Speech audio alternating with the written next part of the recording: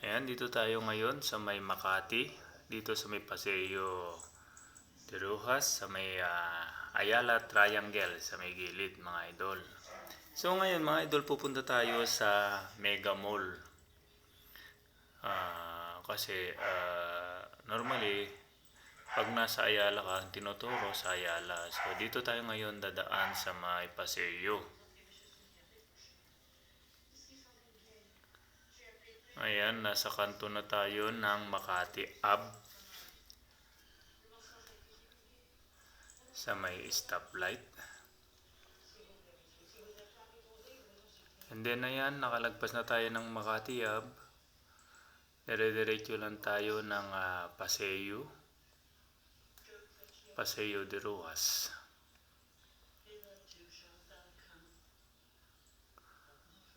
Ayan mga idol, mga hindi pa nakasubscribe sa YouTube channel natin, subscribe nyo na, and then mag-upload na tayo ng mga long video, yung mga mahaba. Kasi sa Facebook medyo iniksyan na naman yung limit ng long video nila.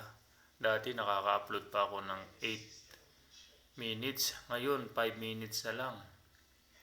Ayan, paliko na tayo ng Buendia.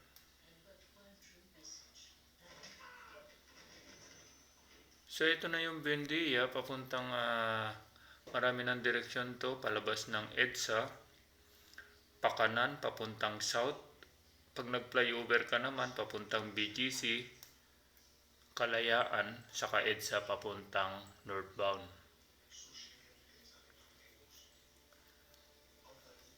Yung flyover dyan mga idol, pwedeng papuntang Kalayaan. Sa unang kanan, pwede kang bumaba patungo sa Kalayaan. Kung dire-diretso mo yung Kalayaan papuntang C5, pwede ka rin dumaan sa BGC, sa 32, dire-diretsuin mo papunta rin ng C5.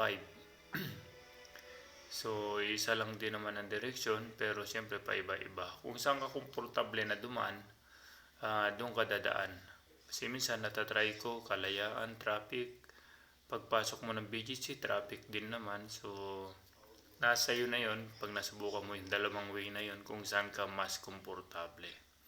And then yun, nag-flyover na tayo, and then bumaba na tayo dito sa may EDSA.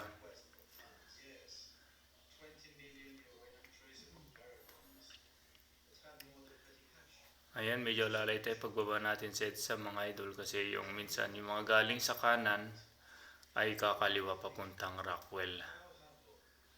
Kasi yung unang flyover dyan sa kaliwa, yung pakaliwa dyan ay papuntang Rockwell Makati, and then pwede ka rin tumagos ng Mandaluyong sa may Barangka Drive. Papunta ka ng City Hall ng Mandaluyong, pwede rin naman dyan. Yun yung paakyat na yun, yung papunta ng Rockwell. Tatagos ng Mandaluyong sa may Barangka Drive. Kung papunta ka ng Shaw Boulevard, pwede ka ng shortcut dyan. Papunta ka ng San Juan, pwede rin dyan. So dito sa EDSA mga idol, pagdating dito sa area na to, medyo hindi naman masyadong traffic pagka hindi pa rush hour. Pero pagdating sa may bandang Guadalupe, kahit hindi rush hour, minsan nandun na yung dulo ng traffic. Hanggang Ortigas na yan.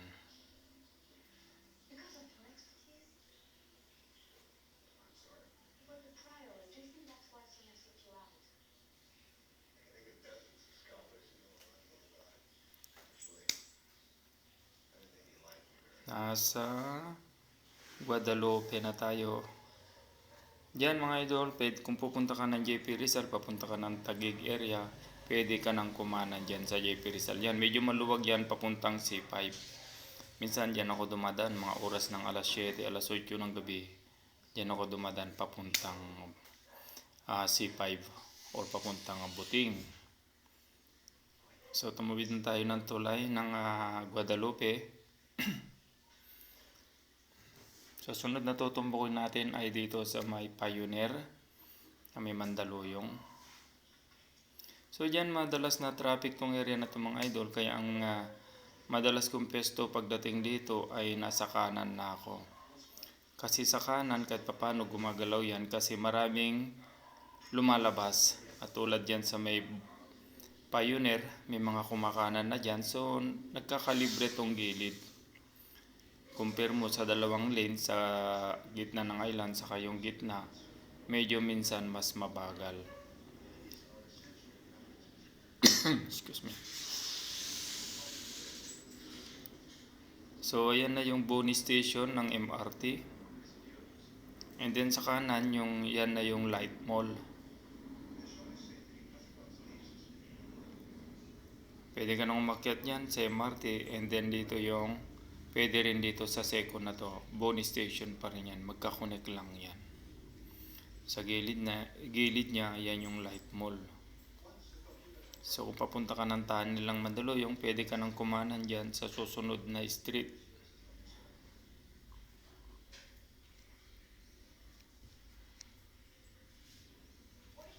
Ayan, kahit pa paano gumagalaw dito sa may bandang gilid. So nasa bandang Pioneer na tayo, Reliance. So dito mga idol, tignan nyo yung gitna mga idol, halos hindi gumagalaw. Pero dito sa gilid, medyo maganda ang moving. And then madalas ako dito mga idol, hindi na ako dumadaan dyan sa tunnel, nag-iibabaw na lang ako. Mas mabilis pa ang galaw. Ayan o. So yung iba pinipilit pa rin duman sa ilalim. Pero sa tingin ko mas mabilis dito. Kaya madalas dito ako dumadaan sa ibabaw. So nasa ibabaw na tayo. Crossing na yung tutumbukin natin. Crossing station. So dyan mga idol, pwede tayong lumabas dyan. Meron dyan yung dating sakayan ng bus. Yung may barrier na yan. Pwede kang dumaan dito. Yan dinaanan ko yan o. Na-overtaken natin yung mga nasa linya sa kabila. Open to mga idol. Walang bawal yan. Kasi hindi na ginagamit ng mga bus yan, yung area na yan. Ayan o, nakalamang na naman tayo. So, ito na yung crossing station, Shaw Boulevard. So, dyan, ma-stop lang tayo dyan pag nag-stop yung stoplight. Ilang minuto lang yan, ay wala. Segundo lang pala. Halos 60 seconds, 1 minute, yan.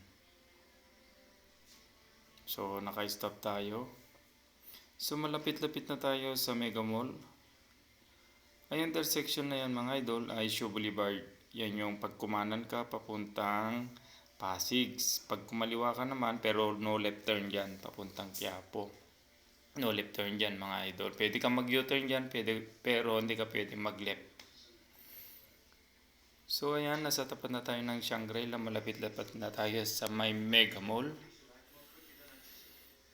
So dito mga idol, lalo kung wala pang alas 11, hindi pa nagbubukas yung mall na Mega Mall, alas 11 pa bukas niyan, maluwag-luwag dito sa ibabaw. So nagkaka-traffic lang minsan yan pagka medyo nag-start na yung mall. Pero dun sa ilalim, sa gitna, medyo may build up na masyado doon. So madalas hindi ako dumadaan dyan. Dito lang ako dumadaan sa may ibabaw. So, ayan, nasa tapat na tayo ng Mega Mall sa may Passion Halls. Yan yung lobby ng Mega Mall sa EDSA. And then, iikot tayo sa likod. Ituturo ko na rin kung nasaan yung parking.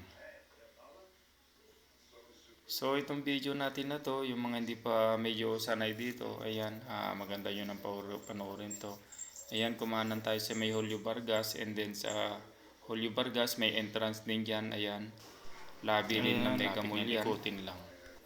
Para hindi ka maulanan. Pag umuulan, dito ka magandang bumaba. And then umikot na tayo.